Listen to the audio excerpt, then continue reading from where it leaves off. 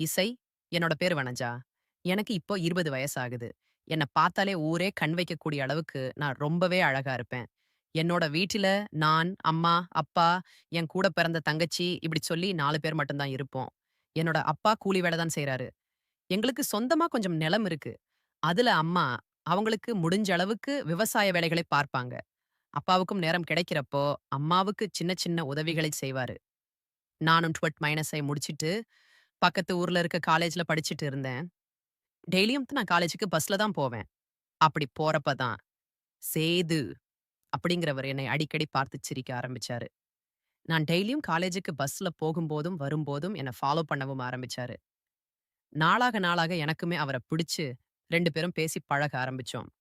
எங்களோட பழக்கம் நாளடைவுல காதலா மாறுச்சு. சேது ஒரு பணக்கார குடும்பத்தைச் சேர்ந்தவர். சேதுவுக்கு அப்பா இல்ல, அம்மா மட்டும் தான் இருக்கிறாங்க. சோ, அவங்க அம்மாவும், அவங்க சித்தப்பா வீட்ல தான் வாழ்ந்துட்டு இருக்கிறாங்க. சேதுவோட சித்தப்பாவோட பேரு சேகரன். அவர் அந்த ஊர்ல கவுன்சிலரா இருக்காரு. இதனால அந்த ஊர்ல அவருக்கு எல்லாருமே பழக்கம். பஸ்ல நாங்க 2 பேரும் பேசி பழகுறது. அதே மாரி தனிமையில அடிக்கடி வெளியில சந்திக்கிறது. இப்படி சொல்லி, இந்த விஷயம் கொஞ்சம் கொஞ்சமா அவங்க சித்தப்பாவுக்கு தெரிய ஆரம்பிச்சது. எங்களோட காதலோட அடுத்த கட்டமா கல்யாணம் வரைக்கும் போச்சு. ஃபர்ஸ்ட்டு சேதுவோட வீட்ல நான் ரொம்ப ஏழ்மையான பொண்ணு. அப்படிங்கிறதுனால எங்களோட காதலுக்கு அவங்க விருப்பம் தெரிவிக்கவே இல்ல. ஆனா, பொண்ணு ரொம்ப அழகா இருக்கா. சேனுவுக்கும் ரொம்ப பிடிச்சிருக்கு. இன்னும் சொல்லி, எங்க வீட்டில வந்து முறைப்படி என்னை பொண்ணு கேட்டாங்க. அதுக்கப்புறமா 2 வீட்டு சைடுலயும் பேசி, பெரியவங்க முன்னிலையில எங்களோட கல்யாணம் ரொம்பவே கிராண்டா நடந்துச்சு. எங்களோட கல்யாணத்துல மொதல்ல நின்னு நடத்தினது சேதுவோட சித்தப்பா தான். கல்யாணம் முடிஞ்சதுக்கு அப்புறமா, நான் முதல் முறையா சேதுவோட வீட்டுக்கு போனேன். சேதுவோட வீட்ல எங்க 2 பேருக்கும் ஆரத்தி எடுத்து, என்னை உள்ள வரச் சொல்லிச்சு சொன்னாங்க. அதுக்கப்புறமா, சேதுவோட அம்மா காலில் விழுந்து நாங்க ஆசீர்வாதம் வாங்கணும். என்னோட அத்தை, சேதுவோட சித்தப்பாவ உனக்கு அறிமுகம் செஞ்சு வைக்கிறேன். அவர்கிட்டயும் ஆசீர்வாதம் வாங்கிக்கோங்க. இப்படி சொன்னாங்க. நானும், அவர் பெரியவர் தானே, வீட்டுக்கு நல்லது. இப்படி சொல்லி அவரோட காலில விழுந்து ஆசீர்வாதம் வாங்கினேன். அப்படி ஆசீர்வாதம் வாங்குறப்ப தான், அவர் என்ன தொட்டு தூக்கினாரு. அவர் தொடுறது ஏதோ தவறான எண்ணத்துல தொடுற மாதிரி எனக்கு தோணுச்சு. அதுக்கப்புறமா என்னோட மனசுல இந்த எண்ணம் தப்பானதோ. இப்படி சொல்லிட்டு நான் எதுவுமே சொல்லாம இருந்துட்டேன். சேதுவோட வீட்ல ரொம்ப வசதி. அப்படிங்கிறதுனால வீட்டு வேலை செய்றதுக்கு 25 வயசான ஒரு வேலைக்காரி இருந்தாங்க. அந்த பொண்ணோட பேரு திவ்யா. அவங்க தான் வீட்டில சமைக்கிறது. மத்த வேலை எல்லாத்தையுமே பாத்துக்கிறாங்க. அன்னைக்கு நைட்டு எனக்கும், சேதுவுக்கும் முதல் இரவுக்கான ஏற்பாடுகள் எல்லாமே செஞ்சாங்க. நானும் ரொம்பவே சந்தோஷமா எங்களோட வாழ்க்கைய ஆரம்பிக்கலாம்னு முதல் இரவு அறைக்கு போனேன். கொஞ்ச நேரம் நானும் சேதுவும் பேசிக்கிட்டு இருந்தோம். அதுக்கப்புறமா எங்களோட வாழ்க்கை ரொம்பவே சந்தோஷமா ஆரம்பிச்சது. அதுக்கப்புறமா சேது நல்லா தூங்க ஆரம்பிச்சுட்டாரு. புது இடம் அப்படிங்கிறதுனால எனக்கு பெருசா தூக்கம் வரல. என்னோட கணவரோட பக்கத்துல படுத்துக்கிட்டு நான் யோசிச்சுக்கிட்டே இருந்தேன். அப்பதான் வெளியில யாரோ ஒரு பொண்ணு சிரிக்கிற மாதிரி சத்தம் கேட்டுச்சு. அந்த சத்தத்த கேட்டு, இந்த நைட்ல யார் சிரிக்குது? இல்ல, எனக்கு சந்தேகமாவே இருந்துச்சு. உடனே நான் வெளிய வந்து பார்த்தேன். அப்போ அங்க சேதுவோட சித்தப்பா சேகரன், வேற யாரோ ஒரு பொண்ணு ரொம்பவே நெருக்கமா பேசிக்கிட்டு இருந்தத பார்த்தேன். அத பார்த்ததுமே எனக்கு ஷாக்கா இருந்துச்சு. ஏன்னா சேகரனுக்கு இன்னும் கல்யாணம் ஆகல அப்படின்னு சொன்னாங்க. ஆனா யாருக்கும் தெரியாம அவர் ஏன் இப்படி ஒரு திருட்டுத்தனத்த செய்தாரு? இப்படி சொல்லி அந்த பொண்ணு யாரா இருக்கும்னு பார்க்கறதுக்காக நான் ஓரமா நின்னு அவங்களையே பார்த்துட்டு இருந்தேன். வெளியில நின்னு பேசிட்டு இருந்த 2 பேரும் சேகரனோட ரூமுக்கு போனாங்க. அந்த பொண்ணு யாருன்னு எனக்கு தெளிவா தெரியல. சரி, அவங்க ரூம் பக்கமா போய் பார்த்தா யாருன்றது தெரியும். இன்னும் சொல்லி 2 எட்டி எடுத்து வச்சேன். அப்ப யாரோ என்னோட முதுகுல கை வச்சு என்ன கூப்பிட்ட மாதிரி இருந்துச்சு. திடீர்னு திரும்பி பார்த்தா பின்னாடி என்னோட கணவர், "வன்ஜா, இந்த நேரத்துல இங்க என்ன பண்ணிக்கிட்டு இருக்க?" அப்படின்னு கேட்டாரு.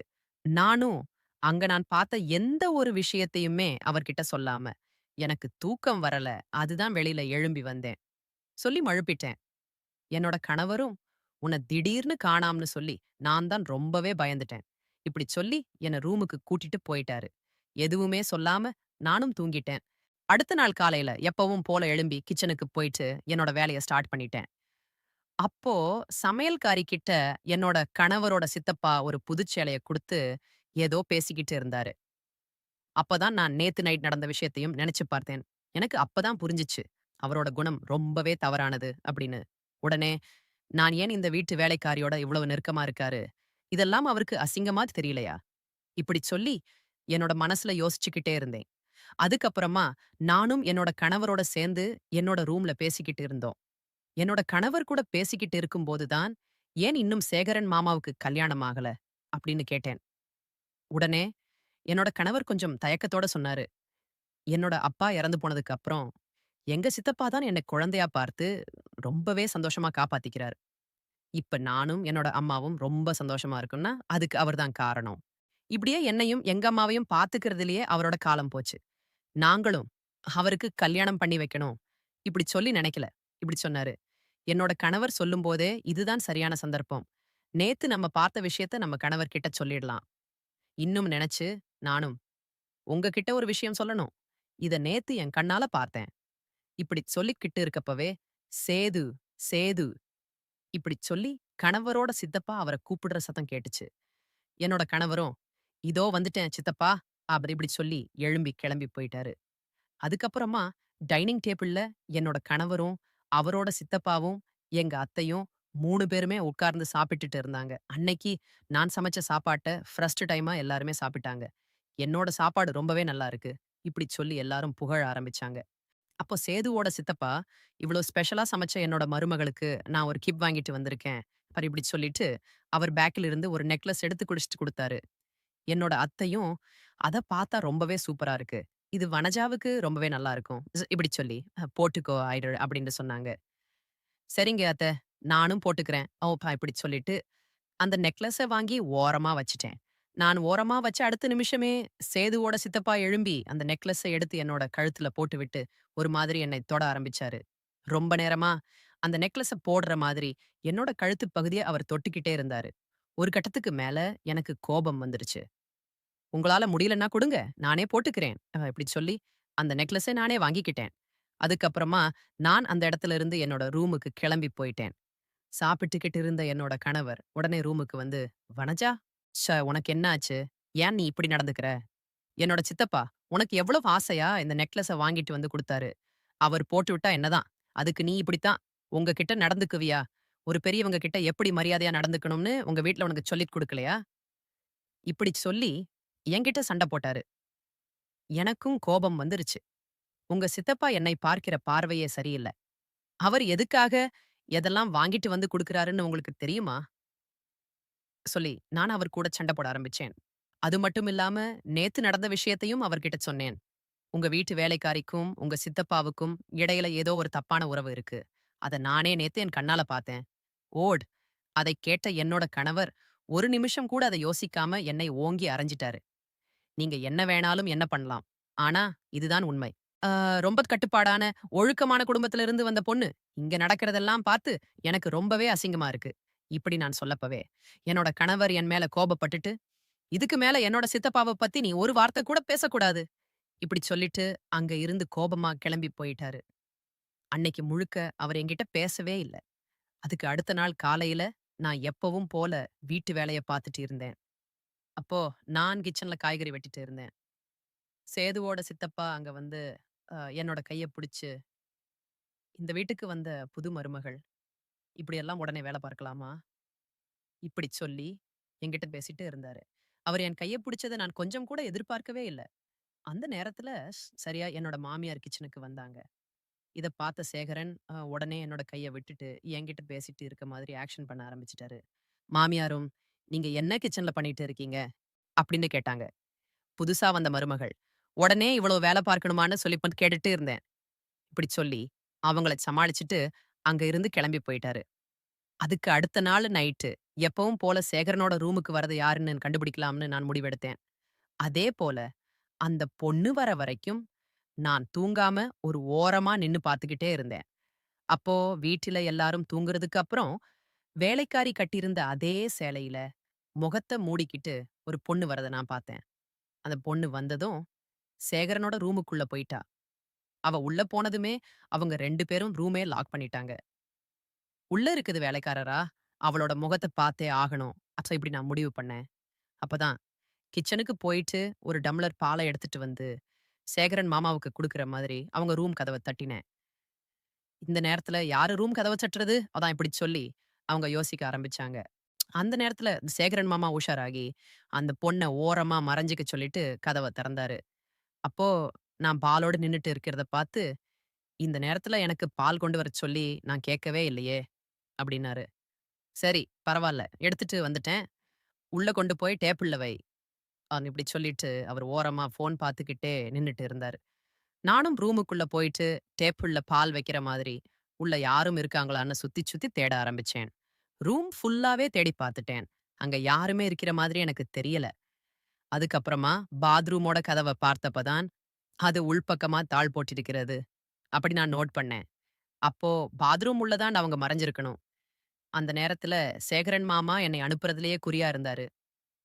சரி, நமக்கு வேற வழி இல்ல. இன்னொரு நாள் பார்க்கலாம். எப்படியாவது இத கண்டுபிடிச்சே ஆகணும். இப்படி சொல்லிட்டு அங்க இருந்து கிளம்பி என்னோட ரூமுக்கு போயிட்டேன்.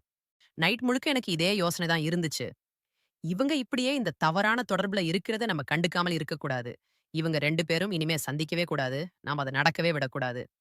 இன்னும் நான் முடிவு பண்ணேன். உடனே இந்த வீட்ல நடக்கிற விஷயத்த பத்தி நம்ம அத்தை கிட்ட நாம கண்டிப்பா சொல்லியே ஆகணும். இப்படி சொல்லி நான் என்னோட அத்தையோட ரூமுக்கு போனேன். அந்த டைம்ல அவங்க வெளியில போறதுக்காக ரெடி ஆயிட்டு இருந்தாங்க. அந்த நேரத்துல எங்க அத்தை கிட்ட, "அத்தை, நான் உங்ககிட்ட ஒரு முக்கியமான விஷயத்த பேசணும். கண்டிப்பா இந்த விஷயத்த நான் உங்ககிட்ட சொல்லியே ஆகணும்." இப்படி சொன்னேன். என்னோட அத்தையும், "எதுக்காக நீ ஒரு மாரி இருக்க?" இப்படி கேட்டாங்க. நானும், "அத்த, இந்த வீட்ல நடக்கிற எதுவுமே சரியில்ல. அத்த, திவ்யாவும், சேதுவோட சித்தப்பாவும் அவங்களோட ரூமுக்குள்ள ஏதோ நேத்து பண்ணிட்டு இருந்தாங்க. நம்ம வீட்ல இப்படியெல்லாம் செய்றது எனக்கு ரொம்பவே அசிங்கமா இருக்கு." இப்படி சொன்னேன். உடனே என்னோட அத்தை இத கேட்டு அவங்களுக்கு சாதகமா பேச ஆரம்பிச்சாங்க. "நீ தப்பா எதுவுமே பேசாதம்மா. அவர் மேல எனக்கு முழு நம்பிக்கை இருக்கு. அவர் அந்த மாதிரி ஆள் கிடையாது." இப்படி சொல்லி என்ன சமாளிக்க ஆரம்பிச்சாங்க. இதுக்கப்புறமா நான் எவ்வளவோ சொல்லி பார்த்தேன். அவங்க நான் சொன்னத நம்பவே இல்ல. நான் சொன்ன எதையுமே கேட்காம, என்னோட அத்தை என்ன திட்டிட்டு, "நீ இத பத்தி வெளியில யார்கிட்டயும் போயிட்டு சொல்லிக்கிட்டே இருக்காத." அப்படி இப்படி சொன்னாங்க. "அத்தை, நான் போயெல்லாம் சொல்லல. நான் உண்மையத் தான் சொல்றேன். அவரை பத்தி போய் சொல்லி நான் என்ன செய்ய போறேன்? சொல்லுங்க. நான் சொல்றத கொஞ்சம் நம்புங்களேன்." இப்படி சொன்னேன். உடனே அவங்க, "இத பத்தி நீ யார்கிட்டயும் வெளியில எதுவும் சொல்லல." என்கிட்ட கேட்டேனே, "ஆமாத்தே, நான் யார்கிட்டயுமே சொல்லல்." இப்படி சொன்னேன். "சரி, நீ யார்கிட்டயும் எதுவுமே சொல்லாதே. நான் உங்க மாமா கிட்ட எதைப் பத்தி பேசிக்கிறேனோ, அதைப் பார்த்துக்கிறேன்." இப்படி சொல்லிட்டு அங்கிருந்து கிளம்பி போயிட்டாங்க. இந்த சம்பவம் நடந்து ஒரு 2, 3 நாளுக்கு அப்புறம், ஒரு நாள் மாடியில என்னோட துணி எல்லாமே காய வச்சிருந்தேன். அத எடுக்கிறதுக்காக நான் போனப்ப தான், என்னோட அத்தையும், சேதுவோட சித்தப்பாவும் நெருக்கமா நின்னு பேசிட்டு இருக்கிறத பார்த்தேன். அப்போ என்னோட அத்தை சேது சித்தப்பா கிட்ட சொன்னாங்க, "இனிமே நாம சந்திக்கிறப்போ ரொம்பவே ஜாக்கிரதையா இருக்கணும். நம்ம மருமகள் வனஜாவுக்கு நம்ம மேல சந்தேகம் வந்துருச்சு. அவ இந்த வீட்ல ஏதோ தப்பு நடக்குதுன்னு கண்டுபிடிச்சிட்டா. ஆனா, அவங்களுக்கும் நமக்கும் வீட்டு வேலைக்காரி திவ்யாவுக்கும் தான் தொடர்பு இருக்கும்னு நெனச்சிருக்கா. நான் ஒவ்வொரு முறையும் உங்களை பார்க்க வரும்போதெல்லாம், அந்த திவ்யாவோட சேலையத் தான் கட்டிக்கிட்டு வருவேன். அதனால அவளுக்கு என் மேல எந்த சந்தேகமுமே வரல. அந்த திவ்யாவ தான் அவ சந்தேகப்பட்டு அவள திட்டிக்கிட்டு இருக்கா." இப்படி பேசிக்கிட்டு இருந்தாங்க. அவங்க பேசினத கேட்ட எனக்கு ரொம்பவே அதிர்ச்சியா இருந்துச்சு. தன்னோட அத்தையே இப்படி இவ்வளவு கேவலமான விஷயத்த செய்றதுக்கு அவங்களுக்கு எப்படி மனசு வந்துச்சு? இப்படி எனக்கு ரொம்பவே கோவம் வந்துச்சு. உடனே நான் அத பார்த்த மாதிரி காட்டிக்காம, அங்கிருந்து கிளம்பி என்னோட ரூமுக்கு வந்துட்டேன். அதுக்கப்புறமா என்னோட அத்தை கோவிலுக்கு போயிட்டு வந்து, எல்லாருக்குமே பிரசாதம் கொண்டு வந்து குடுத்தாங்க. அவங்க குடுத்த பிரசாதத்த நான் வாங்காம நின்னுட்டு இருந்தேன். அவங்களும் என்கிட்ட கொண்டு வந்து குடுத்தாங்க. அந்த பிரசாதத்த நான் தட்டி விட்டுட்டேன். அதுக்கப்புறமா, "நீங்க என்கிட்ட நல்லவங்க மாதிரி வேஷம் போட வேணாம். உங்கள பத்தி எல்லாமே எனக்கு தெரியும்." இப்படி சொல்லி அவங்க கிட்ட கோபமா பேச ஆரம்பிச்சேன். இத பார்த்த என்னோட கணவர் என்கிட்ட வந்து, "நீ ஏன் இப்படி நடந்துக்கிற? அவங்க கிட்ட மன்னிப்பு கேளு." அப்படின்னு சொல்லி என்ன கோபமா திட்ட ஆரம்பிச்சாரு. உடனே நானும், "இந்த வீட்டு மருமகன்னு சொல்லிக்கிறதுக்கு எனக்கு ரொம்பவே கேவலமா இருக்கு. இப்படி கேவலமான குடும்பத்துல தான் நான் கல்யாணம் பண்ணி வாழ வந்திருக்கேன்னு நெனச்சாலே எனக்கே அருவருப்பா இருக்கு." இப்படி சொல்லி என்னோட கணவர்கிட்ட அவங்க அம்மாவ பத்தின எல்லா உண்மையையுமே ஒண்ணு விடாம சொல்ல ஆரம்பிச்சேன். இத கேட்ட சேது ரொம்பவே கோபமாகி என்னை அடிக்கவும் ஆரம்பிச்சாரு. "நீங்க என்னதான் அடிச்சாலும் இதுதான் உண்மை. நான் உண்மைய மறைக்க மாட்டேன். உங்க அம்மாவுக்கும் உங்க சித்தப்பாவுக்கும் ஒரு ரகசியமான உறவு இருக்கு. இத நீங்க ஏத்துக்கத்தான் வேணும். இதுதான் உண்மை." இப்படி நான் சொன்னேன். இத கேட்ட என்னோட கணவர் அதுக்கப்புறமா எதுவுமே பேசாம ரொம்பவே அமைதியா நின்னுட்டு இருந்தாரு. ஆரம்பத்துல தன்னோட அம்மாவ பத்தி தவறா பேசினேன். இப்படி சொல்லி என்ன அடிச்ச கணவர் இப்ப ஏன் அமைதியா இருக்கணும்? அது எனக்கு ரொம்பவே அதிர்ச்சியா இருந்துச்சு. இதுக்கப்புறமா என்னோட அத்தை பேச ஆரம்பிச்சாங்க. "வனஜா, நீ சொல்றது சரிதான். எனக்கும் என் குழந்தைகளாருக்கும் இடையில தொடர்பு இருக்கு. அதுவும் இன்னைக்கு, நேத்துக்கு கிடையாது. 10 வருஷமா நாங்க இப்படித்தான் இருக்கோம். என்னோட கணவர் இறந்து போனதுக்கு அப்புறமா எனக்கு என்ன செய்றதுன்னே தெரியல. நாங்க நடுத்தெருவுல நின்னுட்டு இருந்தோம். அப்போ இவர் தான் இந்த வீட்ட பாத்துக்கிட்டாரு. என்னையும் பாத்துக்கிட்டாரு. இதெல்லாம் தெரிஞ்சும், உன் புருஷன் எப்படி அமைதியா இருக்கானோ, அது மாதிரி நீயும் இருக்கணும். இத பத்தி வெளியில சொன்னா, உன்னை என்ன பண்ணுவோம்னு எங்களுக்கே தெரியாது." இப்படி என்ன மிரட்ட ஆரம்பிச்சாங்க. உடனே எனக்கு இதெல்லாம் கேட்டு ரொம்பவே கோபம் வந்துச்சு. தன்னோட அம்மா இப்படி ஒரு தவறான உறவுல இருக்கிற விஷயம் தெரிஞ்சும், என்னோட கணவர் இவ்வளவு அமைதியா இருக்காரே! இனிமே நான் இந்த வீட்டில வாழவே மாட்டேன். இப்படி ஒரு கேவலமான வீட்டில வாழ்றத விட, வாழா வெட்டியா என்னோட அம்மா வீட்டிலேயே இருக்கலாம். இப்படி சொல்லிட்டு, நேரா என்னோட ரூமுக்கு என்னோட திங்ஸ் எல்லாம் எடுக்க போனேன். நான் ரூமுக்கு போன சமயத்துல சேகரன் சித்தப்பாவும், சேதுவோட அம்மாவும் சேர்ந்துகிட்டு பேச ஆரம்பிச்சாங்க. "இவள இப்படியே வெளிய விட்டா, கண்டிப்பா நம்மள அசிங்கப்படுத்திடுவா. அது மட்டும் இல்லாம, இப்ப கவுன்சிலர் தேர்தலும் வேற வரப்போகுது. வெளியில நம்மளோட பேர டேமேஜ் பண்ணிட்டா, இனிமே என்னால தேர்தல்ல நிக்கவே முடியாது. வெளியில தலை காட்டவும் முடியாது. அதனால, இவள இந்த வீட்ட விட்டு வெளிய விடவே கூடாது." இப்படி சொல்லிட்டு, என்னோட ரூமை வெளிப்பக்கமா பூட்டி வச்சுட்டாங்க. அதுக்கப்புறமா சேதுவும் எவ்வளவோ சொல்லி பார்த்தான். "நான் வனஜா கிட்ட பேசி பார்க்கிறேன். அவளை சமாதானப்படுத்துறேன்."